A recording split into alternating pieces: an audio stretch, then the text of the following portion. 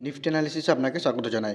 নিফটির আমরা final closing আজকে যেটা পেয়েছি সেটা হচ্ছে 22,959। যদি আমরা আগের দিনের ক্যান্ডেলের ক্লোজিং দেখি, মানে শুক্রবার দিনের ক্যান্ডেলের ক্লোজিং দেখি, সেখান থেকে আজকে কী করে প্লাস 30 পয়েন্ট কিন্তু পজিটিভে গিয়ে ক্লোজ দেয় নিফটি। দেখো নিফটির জন্য ইম্পর্টেন্ট সাপোর্ট কী বলেছিলাম, ইম্পর্টেন্ট সাপোর্ট ছিল ক্লোজিং বেসিসে, সেটা হচ্ছে এই যে জোনটা, ঠিক আছে, যেটা হচ্ছে 22,777 একটা ইম্পর্টেন্ট সাপোর্ট হিসেবে কাজ করছে ক্লোজিং বেসিসে। মার্কেট কী করে, যখন মার্কেট এখানে লো লাগায়, এখানে একবার সাপোর্ট নেয়, তারপরে যদি দেখি মার্কেট যতবার এই সাপোর্টের কাছে এসছে, মার্কেট কিন্তু এই জায়গা থেকে সাপোর্ট নিয়েছে, ঠিক আছে। এখানে যদি দেখি, এখানে একবার হয়েছে, এখানে একবার, দুবার, তিনবার, চারবার। আজও মার্কেট কী করে, মার্কেট আজকে গ্যাপ আপ মানে পাশাপাশি ওপেন, এবং ওপেন হওয়ার পর মার্কেট কী করে, এই সাপোর্টের কাছে আসে, ঠিক আছে। এই যে সাপোর্টটা রয়েছে 22,775, এই 22,777, এই যে সাপোর্টটা রয়েছে, সাপোর্টের এখানে আসে, মার্কেট কী করে এই সাপোর্ট থেকে সাপোর্ট, এবং সাপোর্ট নিয়ে কিন্তু মার্কেট যদি দেখি এখানে একটা, এই যে সাপোর্টটা যেটা নিলে, এটা একটা স্ট্রং সাপোর্ট, সেটা কিন্তু বুঝে দিয়ে দিল মার্কেট, ঠিক আছে। তো মার্কেট এখানে স্ট্রং সাপোর্ট, এবং সাপোর্ট নেওয়ার পর মার্কেট কী করে, যদি দেখি কালকের যে ক্লোজিং ছিল, সেই ক্লোজিংয়ের থেকে, মানে শুক্রবার দিনের যে ক্লোজিং ছিল, সেই ক্লোজিংয়ের থেকে কি কিন্তু 30 পয়েন্ট ওপরে গিয়ে কিন্তু ক্লোজিং দেয়, ঠিক আছে। এই যে সাপোর্টটা রয়েছে সেটা একটা ক্লোজিং বেসিসে ইম্পর্টেন্ট সাপোর্ট নিফটির জন্য। যদি এই সাপোর্টকে মার্কেট ব্রেকডাউন করে, এখান থেকে কিন্তু মার্কেটে ডাউন সাইড আরও বেশি দেখা যেতে পারে। তো ঠিক আছে, তো 22,777 একটা স্ট্রং সাপোর্ট জোন। যদি মার্কেট এই সাপোর্টটা রেখে সাপোর্ট নেয়, মানে যেহেতু আজকেও সাপোর্ট নিয়েছে, ঠিক আছে, মার্কেট যতবার এসছে এই সাপোর্টটা রেখে মার্কেট কিন্তু সাপোর্ট নিয়েছে, ঠিক আছে। কাল দেখা গেল মার্কেট কী করলো, এই যে ক্যান্ডেলের ক্লোজিং, মানে আজকের যে ক্যান্ডেলের ক্লোজিং দিয়েছে, সেই ক্লোজিংয়ের থেকে গিয়ে যদি উপরে ক্লোজিং দেয়, দেন এখান থেকে এটা বোঝা যাবে যে মার্কেট কিন্তু এই সাপোর্টটাকে একটা সাপোর্ট নিয়েছে, এবং সাপোর্ট নিয়ে কিন্তু মার্কেট উপরে যাওয়ার চেষ্টা করছে, ঠিক আছে। তো মার্কেট দেখা গেলো কালকে কী করলো, কালকের যে ক্লোজিং আছে তার উপরে যদি ক্লোজিং দেয়, ঠিক আছে, মানে সবার প্রথমে যে রেজিস্ট্যান্স বেরিয়ে আসবে, কি জন্য এখন রেজিস্ট্যান্স রয়েছে, সেটা হচ্ছে এই যে জোনটা, ঠিক আছে, একটা ইম্পর্টেন্ট রেজিস্ট্যান্স হিসেবে কাজ করছে ক্লোজিং বেসিসে, সেটা হচ্ছে 23,055, ঠিক আছে। মার্কেট যদি 23,055-এর উপরে ক্লোজিং করে, ঠিক আছে, মানে কালকে আজকের যে ক্যান্ডেলের ক্লোজিং, সেখান থেকেও গিয়ে পরে যদি কালকে যদি এর উপরে ক্লোজিং করে, মানে 23,055-এর উপরে যদি ক্লোজিং করে, এবং ক্লোজিং করার পরে যদি উপরে ট্রেড করতে থাকে, দেন এখান থেকে কিন্তু একটা আপসাইড মুভমেন্ট দেখা যেতে পারে নেক্সট যে রেজিস্ট্যান্স, সেই রেজিস্ট্যান্স অবধি, ঠিক আছে। যদি 23,055-এর উপরে ট্রেড করতে থাকে, দেন ক্লোজিং বেসিসে নেক্সট যে রেজিস্ট্যান্স বেরিয়ে আসবে, সেটা হচ্ছে 23,222। যদি 23,222-কে ক্লোজিং বেসিসে ক্লোজিং করে, দেন নেক্সট যে রেজিস্ট্যান্স বেরিয়ে আসবে সেটা হচ্ছে 23,444।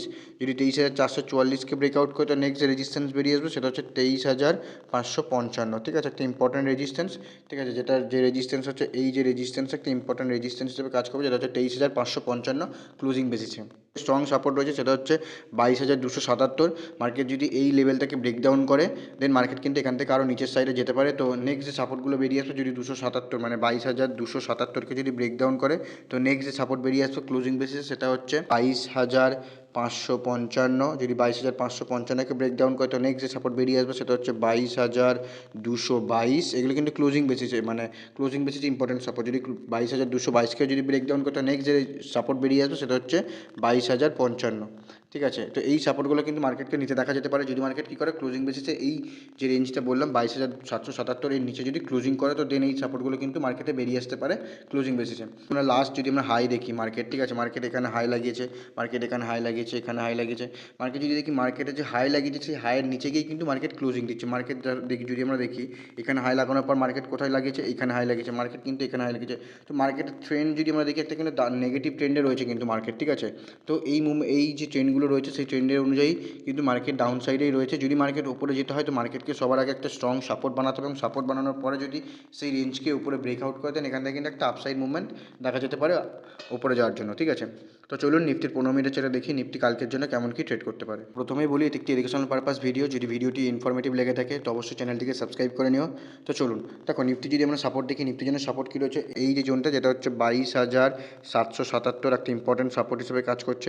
এখানে ওপেন হলো, ঠিক আছে, এই সাপোর্টের এখানে ওপেন হলো, এবং ওপেন হওয়ার পর মার্কেট যখনই রেঞ্জকে ব্রেকআউট করবে, তো দেন কিন্তু এখানে একটা আপসাইড মুভমেন্ট দেখা যেতে পারে। নেক্সট যে রেজিস্ট্যান্স, সেটা হচ্ছে এই যে রেজিস্ট্যান্স, মানে এই যে হাই প্লাস এই যে কালকে আজকের যে ক্লোজিং, সেটা কিন্তু একটা রেজিস্ট্যান্স হিসেবে নেবে, যেটা হচ্ছে 22,955, ঠিক আছে, একটা রেজিস্ট্যান্স হিসেবে কাজ করবে। যদি এটাকে ব্রেকআউট করে, তো নেক্সট যে রেজিস্ট্যান্স বেরিয়ে আসবে ক্লোজিং বেসিসে, সেটা হচ্ছে এই যে জোনটা, ঠিক আছে, যেটা হচ্ছে 23,055, 23,055 15 মিটার সাথে একটা রেজিস্ট্যান্স। যদি এটাকে ব্রেকআউট করে, তো নেক্সট যে রেজিস্ট্যান্স বেরিয়ে আসবে 23,000 88, ঠিক আছে, এই রেজিস্ট্যান্সগুলো কিন্তু মার্কেটে বেরিয়ে আসতে পারে যদি মার্কেট কী করে এখানে সাপোর্টের এখানে ওপেন হয়, ওপেন হওয়ার পর কন্টিনিউয়াসলি ট্রেড করার পর সাথে যদি উপর সাইডে ব্রেকআউট করে তো দেন এই সাপোর্টগুলো রেজিস্ট্যান্সগুলো কিন্তু বেরিয়ে আসতে পারে, ঠিক আছে।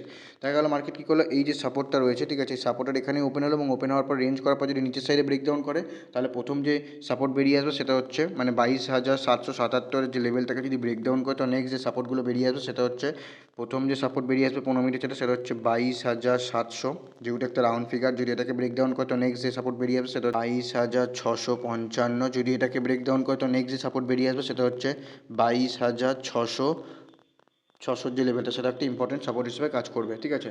দেখা গেলো মার্কেট কী করলো, এই যে সাপোর্ট রয়েছে, ঠিক আছে, আর এই যে রেজিস্ট্যান্স রয়েছে এর মাঝামাঝিতে ওপেন হলো, ঠিক আছে। যদি এই মাঝামাঝিতে ওপেন হয় তো মার্কেট দেখো কী করে, কারণ মাঝামাঝিতে যখনই ওপেন হোক না কেন, ওপেন হওয়ার পর মার্কেটে দেখো শান্ত হয়ে বসে দেখো মার্কেট কোন দিকে যেতে চায়, কারণ যখনই কোনো মাঝামাঝিতে হবে তখন দুদিক থেকে কিন্তু পসিবল হয়ে যাবে যে মার্কেট এখান থেকে ওপর সাইডেও যেতে পারে, নিচের সাইডেও আসতে পারে।